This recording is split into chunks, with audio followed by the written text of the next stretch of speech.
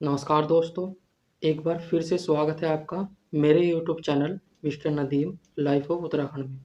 दोस्तों, आशा करता हूँ कि आप सब स्वस्थ होंगे और काफ़ी अच्छी तरीके से आपकी स्टडी चल रही होगी। दोस्तों, जैसे कि आप सबको पता है कि उत्तराखंड सब इंस्पेक्टर की भर्ती प्रक्रिया चल रही है, जिसके आवेदन 9 फरवरी से स्टार्ट हो गए हैं और 29 फरवरी इसकी लास्ट डेट है। जिन अभ्यर्थियों ने अभी तक आवेदन नहीं किया है, वे जाकर आवेदन कर लें। और साथ में हमारे चैनल पर नए हो तो चैनल को सब्सक्राइब कर दें ताकि आने वाली नई अपडेट आपको जल्द मिल सके। इस वीडियो में हम डिटेल से बात करेंगे उत्तराखंड सब इंस्पेक्टर के फिजिकल और मेडिकल के बारे में।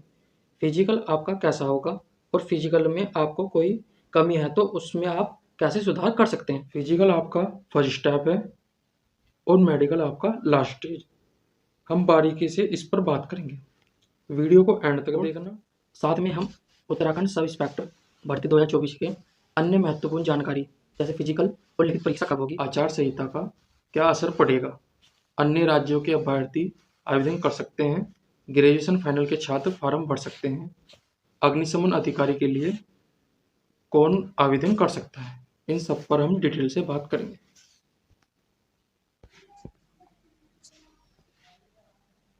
योग्यता की बात कर लेते हैं हम। योग्यता में एज, पुरुषों की एज होगी 21 से 28 वर्ष, महिलाओं की एज 21 से 28 वर्ष। जिन अभ्यर्थियों ने 2022 में आवेदन किए थे उनको 1 साल की छूट मिलेगी एज में, और जो अभ्यर्थी SC/ST कैटेगरी से आते हैं उनको 5 साल की छूट मिलेगी एज में। सेक्स की योग्यता बात कर लेते हैं हम। ग्रेजुएशन होगी महिलाओं पुरुषों के लिए। लंबाई हाइट की बात कर लेते हैं। जनरल OBC SC EWS की 167.7 सेंटीमीटर, जिसमें महिला हुई general OBC SC EWS 152 centimetre. Hill area की लंबाई की बात कर लेते हैं 162.6 सेंटीमीटर, और महिला हिल एरिया के लिए 147 सेंटीमीटर। ST के लिए 160 सेंटीमीटर और महिलाओं में ST के लिए है 147 सेंटीमीटर। महिलाओं के वेट की बात कर लेते हैं तो 45 kg।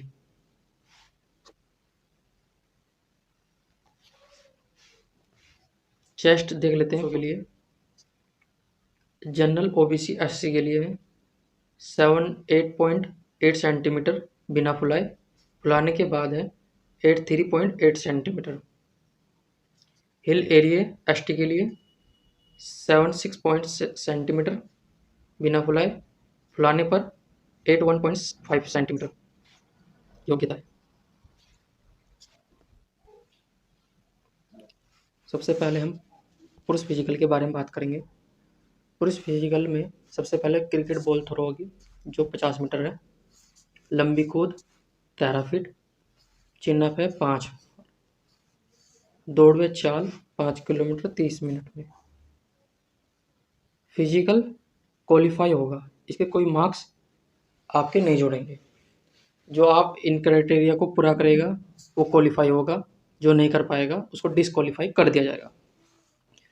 दंड बैठक की बात करें तो दंड 2 मिनट 30 सेकंड में 40 दंड है, 60 सेकंड में 50 बैठक। महिला फिजिकल की बात कर लेते हैं। महिला फिजिकल इजी है अपेक्षा पुरुष फिजिकल से, जिनकी क्रिकेट बॉल थ्रो है 20 मीटर, लंबी कूद है 8 फीट, दौड़ व चाल है 200 मीटर 40 सेकंड में। स्किपिंग 1 मिनट में 60 बार, शटल रेस 25 गुना 4 मीटर 29 सेकंड में। Uttarakhand sub inspector medical test के बारे में बात कर लेते हैं हम। अभ्यर्थी मेडिकल फिट होना चाहिए, एकदम स्वस्थ होना चाहिए। एक आँख 6/6 और दूसरी आँख 6/9 से कम नहीं होनी चाहिए। कलर ब्रांडिश नहीं होना चाहिए। सटा घुटना, सपाट पैर नहीं होना चाहिए। हकलाना, विकलांगता को अयोग्य माना जाएगा। कान में मैल, वैक्स, कान का पर्दा फटा नहीं होना चाहिए। इन पर सब पर हम डिटेल से बात करते हैं।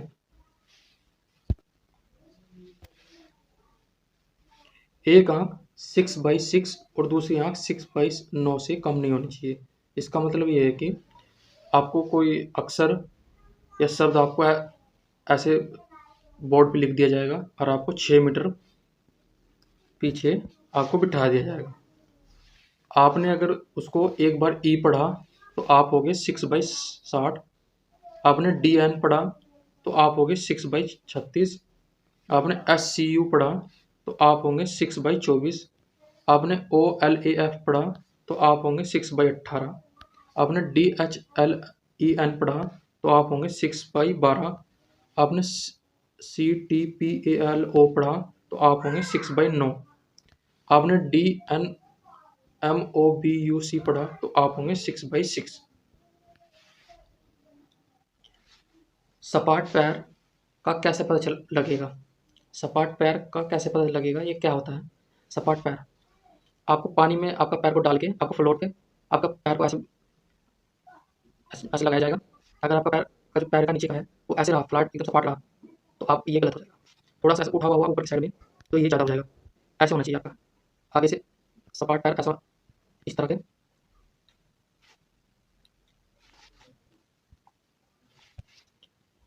ना आपका एकदम सपाट पैर होना चाहिए, ना एकदम फुट हाई हाई नहीं होना चाहिए, नॉर्मल फुट होना चाहिए इस तरह के। ये था आपका सपाट पैर का कैसा पता लगा। सपाट घुटने का कैसा पता लगाए? आपके जो घुटने हैं वो आपस में ऐसे एक दूसरे से मिले हुए ना हो, जांघें ऐसे चिपकी हुई ना हो।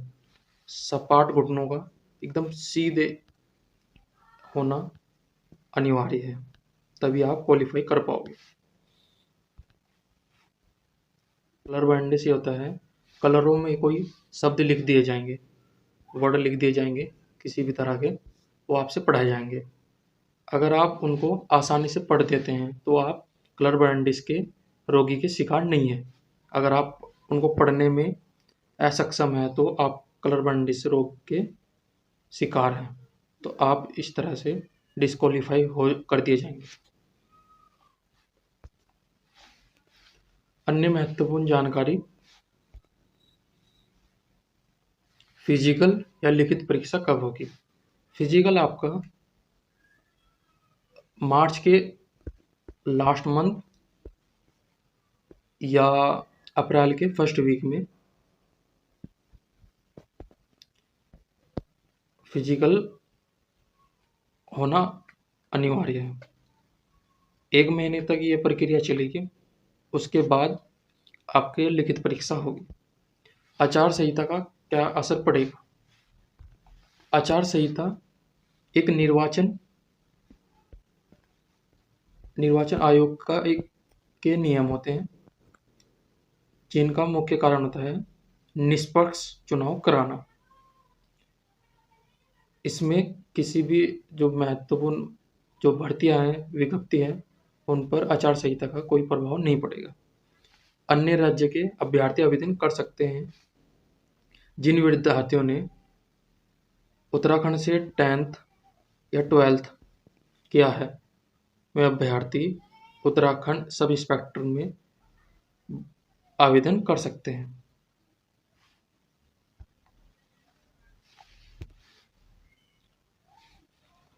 ग्रेजुएशन फाइनल के छात्र फॉर्म भर सकते हैं।